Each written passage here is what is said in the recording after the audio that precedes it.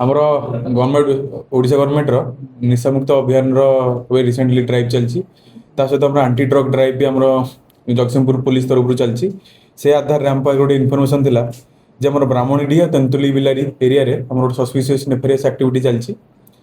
ତ ସେଇଠି ଆମର ଗୋଟେ ଏସ୍ପି ସାର୍ଙ୍କୁ ଆମେ ତୁରନ୍ତ ଇନଫର୍ମେସନ୍ ଦେଇଥିଲୁ। ତାପରେ ଆମର ଆଇଆଇସି ଆମର ଗୋଟେ ସ୍ପେଶାଲ ଟିମ୍ ଗଠନ କରିଥିଲେ, ଯେଉଁଥିରେ କି ଆମର ଟିମ୍ ଲିଡ୍ ନେଇଥିଲେ ଏସ୍ଆଇ ପିକେ ବେହେରା।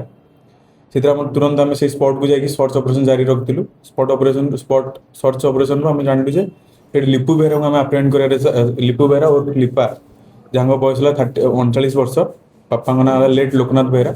ତାଙ୍କଠୁ ଆମେ 10 ଗ୍ରାମ 10.2 ଗ୍ରାମର ଆମର ବ୍ରାଉନ୍ ସୁଗାର ଆମେ ଜବତ କରିଥିଲୁ। ତା ସହିତ ଆମର ଗୋଟେ ଓପୋ A9 ମୋବାଇଲ ଗୋଟେ ଫୋନ୍ ଜବତ କରିଥିଲୁ। ଆମର ସେ ଯେଉଁ 10.2 ଗ୍ରାମର ଯେଉଁ ବ୍ରାଉନ୍ ସୁଗାର ତାର ହାରାହାରିକ ମୂଲ୍ୟ ହେବ 1 ଲାख रुपीस।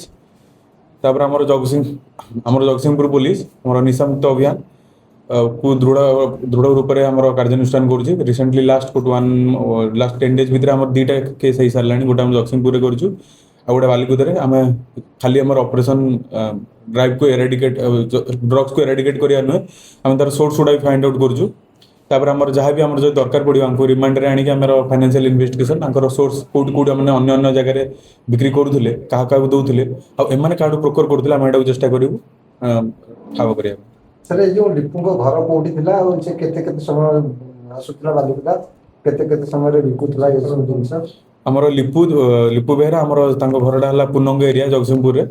ସେ ତାଙ୍କର ଯେତେବେଳେ ତାଙ୍କୁ କଲ୍ ଆସେ, ଆମର ଗରାଖ ତାଙ୍କର କିଛି ଆମେ ଯାହା ଭେରିଫାଇ କରୁଛୁ, କିଛି ଗରାଖ ଥିଲେ ତାଙ୍କର, ସେ ଗରାଖ ଗୁଡ଼ାଙ୍କୁ ସେ ନୀତିଦିନିଆ ଗରାଖ ଗୁଡ଼ାଙ୍କୁ ସେ ଦେଇ ଦିଅନ୍ତି।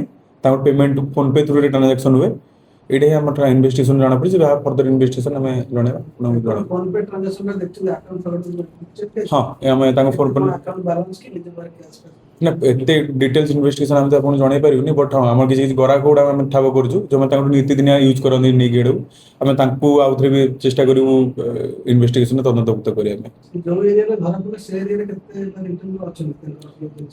ସେଇଟା ତ ଆମେ ଏଇଠି ଡିସକ୍ଲୋଜ୍ କରିପାରିବୁନି। ଆପଣମାନେ ନେକ୍ସଟ 1 to 2 months ଭିତରେ ଦେଖିବେ କି ଫର୍ଦର ଆମର ଯାହା ବି ଏ ନିଶାମୁକ୍ତ ଅଭିଯାନରେ ଜୋରଦାରୀ ଆମର କାରବାଇ ହେବ। ଆପଣ ସେଇଠି ଜାଣିପାରିବେ ଯେ ଏମାନେ କାହାଠୁ ଆଣୁଥିଲେ, କ'ଣ ଆଣୁଥିଲେ, ସୋର୍ସ ଗୁଡ଼ା ଆପଣ ଏଇଠି ଜାଣିପାରିବେ।